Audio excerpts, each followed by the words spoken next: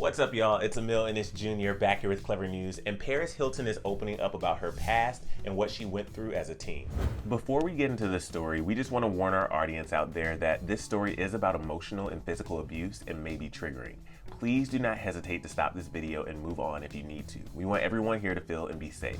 Now, Paris has been promoting her YouTube original documentary, This Is Paris, which gives viewers a peek into her real life. It premieres on September 14th on YouTube. I'm always putting on this facade or just like happy, perfect life. And you happy? Sometimes. You don't seem that happy lately.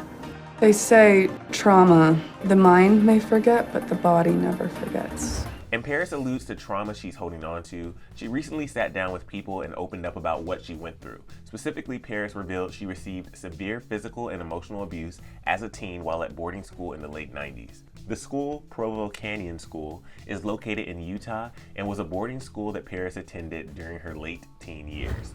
Paris said, quote, "I buried my truth for so long, but I'm proud of the strong woman I've become.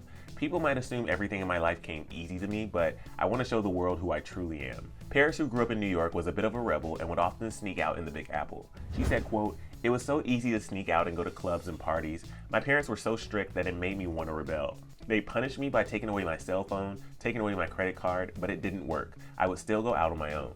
Because of her rebellious nature, Paris's parents sent her to multiple boarding schools, including Provo Canyon School, where she spent 11 months.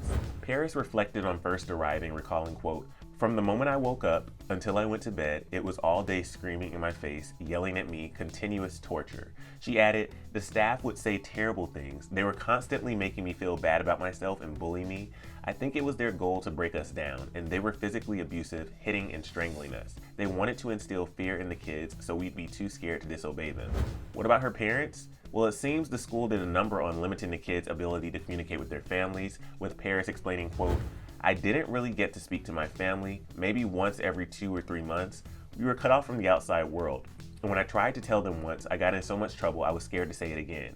They would grab the phone or rip up letters I wrote telling me, 'No one is going to believe you.' And the staff would tell the parents that the kids were lying.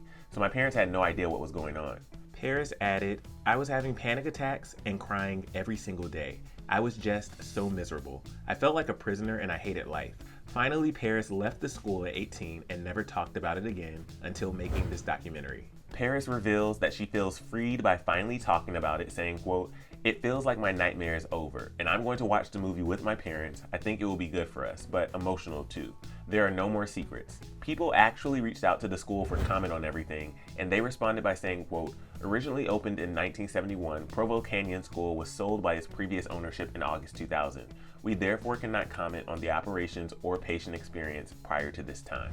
The full documentary premieres on September 14th, only on YouTube. But for more on Paris, click right over here for another Clevver News video, and then let us know your thoughts on all this down in the comment section below. I'm your host, Emile Ennis Jr., and I'll see you soon right back here on Clevver News. Bye, guys.